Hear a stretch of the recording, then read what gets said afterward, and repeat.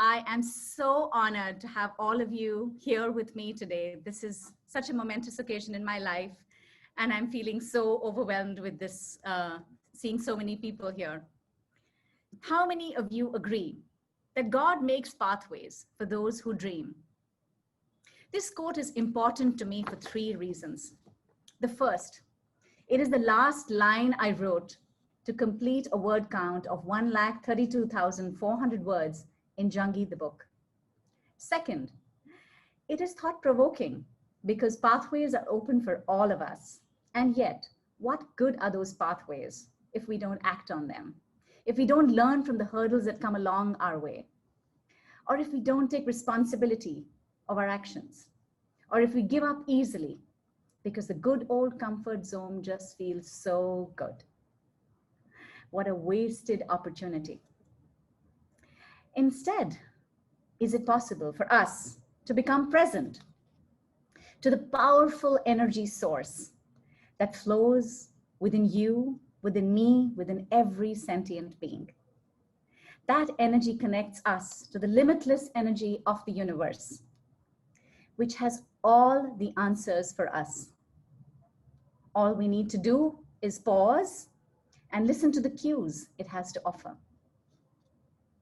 The third reason the quote resonates with me, it makes me reflect on my journey of the last 5 years, during which I made a humble attempt to write the grand story of my father, the person I love and admire the most in this world. I grew up hearing about my father's grit and glory stories, but it was only when I turned half a century old in 2015 that I truly listened. I also give credit to my training of becoming a professional coach around the same time, as it taught me the key skills of powerful questioning, listening, and presence. One fine evening in conversation with my father, it led to a narration of his life story, yet again. A story I had heard so many times, but this time something was different. I became present into his story and as his story sort of unfolded, I could see his world from his eyes as he ran around the streets of Tandliawala as a little boy, and when he took critical decisions that impacted the life of so many. I probed him to understand every what, where, when, why, and how of his life. With each snippet of his story, I got more and more fascinated. There were beautiful revelations. In the twists and turns, there was so much that had happened in his life that I had never understood truly before. I was inspired. And I fervently put my fingers to my keyboard in August 2015 and started my attempt at writing his story. This 5-year journey has been pivotal for me personally in many, many ways, because along this way came many personal challenges, distractions, and really, really long pauses where I just couldn't write. I just couldn't connect the thoughts. I just felt overwhelmed with this whole mountain of experiences and my unending imagination. Truth be told, I was ready to give up on several occasions. A cloud of self-doubt would loom over me, larger each time I wrote my manuscript. And every time I visited it, I think it must be over 100 times, it grew larger and larger. And I wondered if I would ever finish this book. And then, yet another evening, while talking to Papa about his story, we got talking about his childhood, racing toys that he talked about. And I was saying, that's so lovely, Papa, that you had those beautiful toys. And he said to me, I still have one of them with me. And I said, what? Which one? And where? He said, it's right there. And I ran and I grabbed the toy. And guess what it was? It was a cow. The cow. Suddenly, a new pathway was opened for me. And I went back to exercising my creative juices. And I asked him, were there any other toys? And he said, there was a peacock and there was a lion too. And my God, you guys, I cannot even tell you how much excitement I had trying to weave their beautiful fictional stories into the real story that I had to share. And as I wrote and wrote, I found so many answers to my own life's questions, the unanswered questions. I started letting go of the baggage that had been holding me back. I started getting clarity. And above all, I started loving life. I realized one of the most important lessons, that each of us is a jungie. We all have the internal and external battles to deal with, just like the protagonist of this book. And it is my invitation to you to become present to your inner journeys, to your inner energies, to find meaningful and mindful solutions in the here and now. Jungie, A Warrior's Journey, is a result of my endeavors. Set against the backdrop of pre-partition India, Jungie is a literary fiction novel based on true events. It is the coming-of-age story of a mischievous young boy, lovingly called Koogh. We follow his quintessential hero's journey from his carefree childhood days of flying kites and playing marbles to being the first man in the history of his family to leave the village for the big city. His story spans decades of Indian history as he transcends his internal demons to traverse boundaries and borders, to learn relatable life lessons and complete his quest to achieve presence while being the hero of his life. The storytelling has been dramatized into a visual narrative to make the account of his life read-worthy. Fictional and real characters alike work in tandem to provide the reader an engaging experience. This is also done so that the reader can also fall in love with Jungie, just as I did when I was a little child, and take inspiration from his story like I have till this date. I hope you enjoy the storyline as much as I have enjoyed putting it together, and that you too pause to listen to your voice and choose the pathway that best serves you. I've tried my best to do justice to this work, and I hope I have been able to capture the essence of the grand life of Commodore Indrajit Sharma, awardee of the Ati Vishisht Seva Medal and Veer Chakra.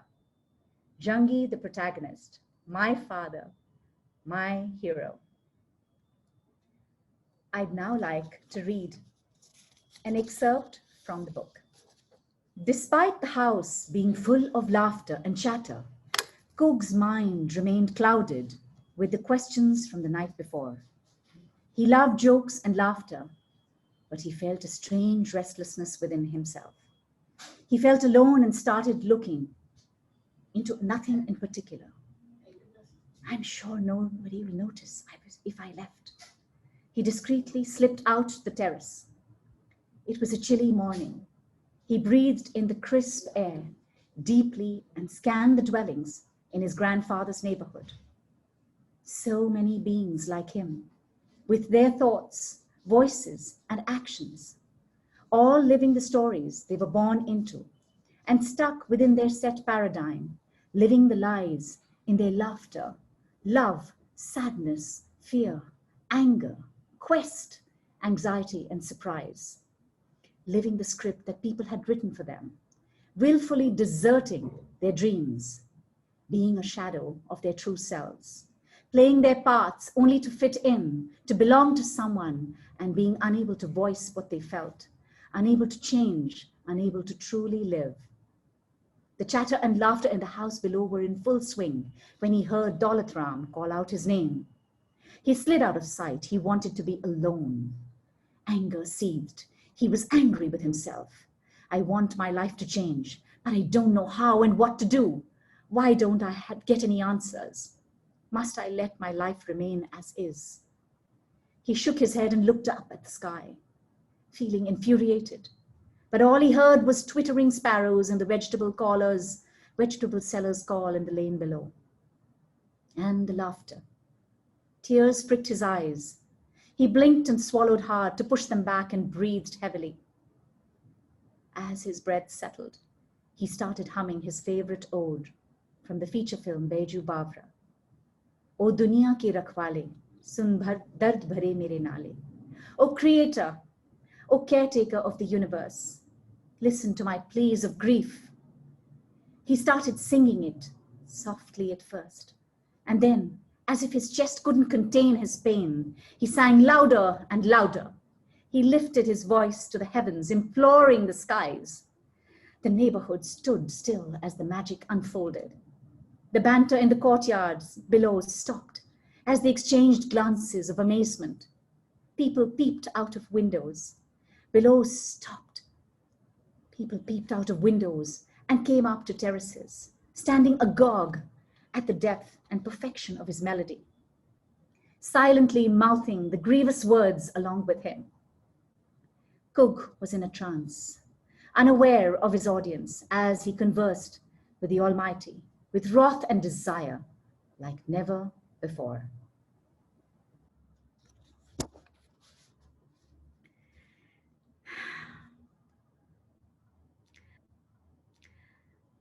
I would now like to introduce the protagonist of Jungie the book, the hero, Commodore Indrajit Sharma, my father, to all of you.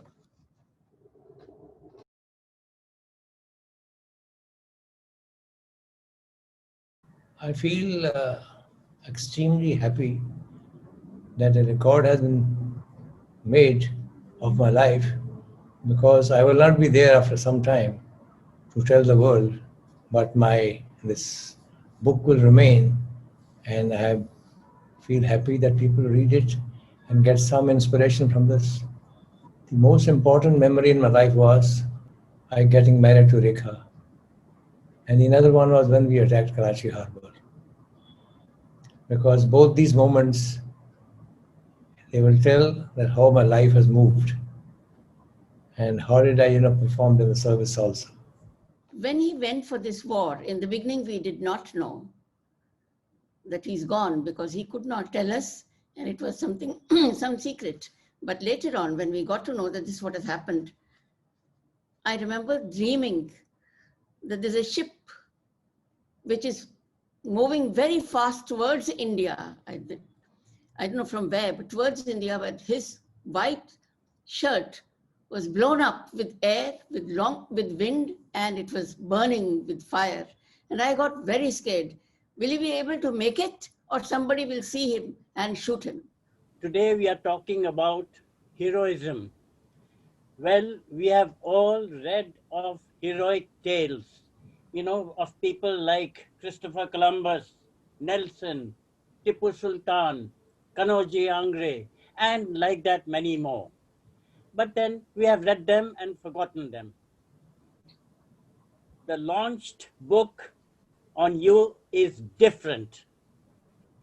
IJ is here in flesh and blood.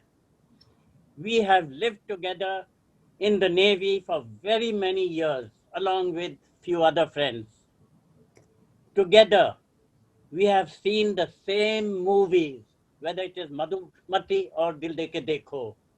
We have enjoyed the same pani puris. We have eyed the same pretty girls on Marine Drive. And of course, done the same punishments. So for me, IJ is real. His bravado was right in front of us. That makes IJ for me the heroic warrior, ably and supported and controlled and taught by dear Rekha ji. Talking of Rekha, I'm reminded of a song I used to sing long, long ago. I'm bad in singing, but here it is. रेखा ओ रेखा तुमको जब से देखा खाना पीना something something मैं आदमी था काम का बेकार हो गया. Anyway, my congratulations to Priya for bringing this book out on my dear friend Jungie or Pathan or whatever you like to call him. Commodore Sharma is such a towering personality and probably one of the most well-known and iconic captains that the Navy has ever had. And a couple of years ago, when I bumped into him at what we call and celebrate as the Killer's Night on the 5th of December every year, which is also incidentally the Navy Day, in his characteristic, humble way, he downplayed the entire incident when I said, you know, sir, it must have been incredible for you to be firing a P-15 off an OSA M to actually bring down, in sweet revenge, Khyber, because Khyber in the 1965 conflict had, under the command of Captain Ghazni, carried out a daring raid on Dwarka. And so it was a befitting response that we were able to fire that missile and bring down the ship. But in his humble way, he said, you know, I was told that there's a ship on the port bow and you've got to bring it down. And that is exactly what I did. We just followed the standard operating procedures and the drills that we had on board. But it's an incredible feat, and he won the Navy great laurels on that particular day. Much of this is, of course, documented in the Navy's history books written by Hiranandani and thereafter by Commodore Jairat. But one thing that hasn't been captured ever is that the boat that he used, it was called the OSA M, was actually offered to the Pakistanis a few years before that by the Russians. And ironically, the Pakis said, you know, we don't want this boat because it is too unstable. It doesn't have the right sea-keeping qualities that we need. And so we are not too sure if the surface-to-surface missiles that are fired off this boat will actually stay steady. And you can imagine just a few years down the line, an SSM fired by one of these boats actually took down the Khyber, the flagship at that point of time. Wow. We're also entering the 50th year of the 1971 conflict, the victory. And I'm very sure that I'm quite familiar with the fact that the Navy is planning quite a few celebratory events. Probably one of them would be an interview of Commodore Ajay Sharma, but that's still being processed. It's a pleasure, sir, and I'm really very happy that Priya has decided to capture everything in print. It's an outstanding effort, and I am definitely going to lay my hands on that book the moment I get it. Congratulations. This is a great effort, and I'm so happy that I could be here to partake of this event. Thank you. All right. And with that, I would now like to turn the camera to the other two angels of the Sharma family, Mala and Angelika. Mala, I'd like you to go first. Congratulations to you, Priya. I think it's just incredible what you've done. And yeah, it's amazing. Thank you for what you've done, and not just for us as a family, but for documenting the bravery and, you know, the impact that Papa has had. And as you rightly said, that Mummy has been by his side in every single circumstance. They've always operated as a team, and I think, as you said, a hero is nothing without a heroine, and both of them have demonstrated what that partnership and team spirit needs to look like in a family. And I think when I think about Papa and when I talk about Papa, you know, outside of the courage and all of that's fine and that's well known. But the piece that always comes to me is I was in 6th grade in Delhi. Papa was in Russia. I was a terribly naughty girl. I didn't like to study. I was always in trouble, troubling Mama. And it was just bad. And when I got my 6th grade results, we used to get them in the mail in those days. And I knew that there was not going to be good news. I just knew it. So as soon as I saw the mail come through the door, I went, picked it up, and Papa and Mummy have a little mandir in the house. I took it to the mandir, put it, closed my eyes, hoping that hoping that things would be better. And then I opened the thing, and of course I had failed. Probably the first Sharma child that had failed. And I was sure that I would be whipped to pieces. Anyhow, I went to Mama, and then, I heard some kuspus on the phone. Papa was calling from Russia, and then I was put on the phone. And I was very quiet. And Papa just said one thing, which has stayed with me and inspired me my entire life. He said,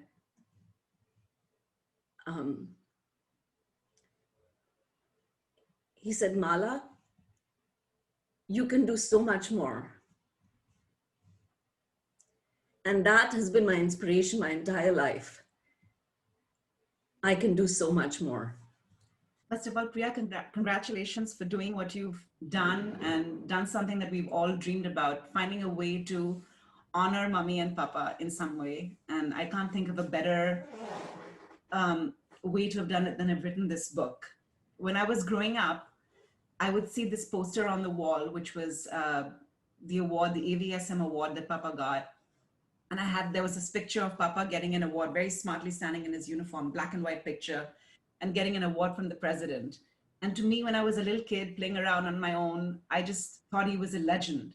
And I was like, wow, he's the dude who got an award from the president, and he's a star who lives in my house. And I was always inspired by that. But I think what stands out more in my life for what Papa did for me is that he always believed in me. No matter what I was doing or how I was doing in school or whatever, he always looked at me and he said, you're going to do great things, Ansh, great things. And even when I was, down in the dumps and unhappy with life or whatever, I would always, in my mind, would ring these words, you're going to do great things. And whether or not I did great things or not, I was like, my dad thinks I'm going to do great things. So something great is going to happen. And really what that is about is belief and love. And that Papa gave all of us unconditionally. Okay, so why I really like this book, besides the fact that it's about my grandfather, obviously, is that it really humanizes him for me. So like Anji said, he was a legend. For her eyes, in my eyes, in my sister's eyes, everyone. I mean, getting something from the president, standing up to so many people, talking, being a constant for everybody throughout his life, it takes a big toll. And for me, he was always that image. But because of this book, because of the stories that I've heard from him, because of the amount of talks and chatter that I've had with him, I've realized that he was also at one point like me. He was struggling. He was trying to find his way. He was lost, and well, things turned out eventually. And I'm hoping that happens to me too someday. And yeah. Mom, this is amazing, and I'm so proud of you, and I'm so proud of this book that you have written. Oh my God, my kids are going to know that my mother has written a book about their great granddad, which is amazing. And it just makes me feel so overwhelmed and proud, and I can't tell you how amazing this is. So thank you for doing this. Thank you for doing this, not just for yourself, but for the family. And you've put us out there on the map, and it's amazing. And I've known Commodore Sharma for a number of years, apart from the fact that my father was also in the Killer Squadron many years later, of course. And I've had the pleasure of meeting Commodore Sharma many years ago. And of course, recently, last year, when I met him and presented him a copy of my new book, which mentions his operation in 1971. My book is set in the 71 war, and of course, no book on the 71 war can be written without mentioning Commodore Sharma's Operation Trident. So it was a real honor to meet him again. Today, Mother India is proud on Commodore Ajay Sharma, Ajay Indrajit. A person who has won over Indra can be nothing less than a person who has fought for India, won for India, the 1971 war. A grand naval salute to you, sir. Thank you. Jai Hind. Thank you. And now I'm going to present the book to my father. He's going to unveil it for himself. Papa and Mama, can you do this together and unveil it? Open the book and show it to everyone.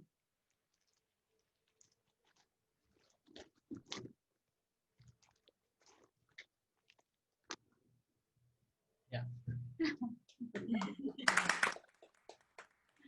I do that. There are a couple of people on this call that I really want to thank. One is Mansi Gooch Jain, who has been the designer of the cover of Jungie. She has done such a beautiful job. I love you, Mansi, for taking time out, even though your mother is so unwell, and you still have been making iterations. God bless you for that. And I want to thank my little baby, Nicola Gooch Jain. I see Audi also with him. Nikki, I love you. Thank you so much for all that you did, for all the iterations, all the illustrations is something that Nicola has made. You have been very fortunate. Grandchildren are very fortunate, but we are around and we have children who have not had the chance to listen to these stories. And I have a book to now read that evening to my son and tell him in accurate detail as to what the story was all about. And frankly, help us refresh as well. This is extremely valuable, and thank you so much. Congratulations, and I'm very happy to see this launch. Congratulations, and I'm very happy to see this launch. And I believe it will do wonders. Pranam Mama ji. ਚਾਚਾ ਜੀ ਤੁਸੀਂ ਨਾ ਸਾਡੇ ਲਈ ਸਦਾ ਹੀ inspiration ਸੀਗੇ and ਜਦ ਵੀ ਅਸੀਂ ਤੁਹਾਨੂੰ ਦੇਖਦੇ ਸੀ ਤੇ ਸਾਨੂੰ ਇੰਨਾ ਲੱਗਦਾ ਕਿ ਅਸੀਂ ਵੀ ਤੁਹਾਡੇ ਵਰਗੇ ਬਣੀਏ I love you, Nana, and I've always admired you, and I'm really happy that Priya Masi encapsulated this legacy so magically. Good job! We've created a website, which is jungeethebook.com. Do visit and see a lot of the pictures that I've not included in the book and kept it straight for the website. The book is available on Amazon.com. I will be sharing the link, and if you're interested, it would be awesome.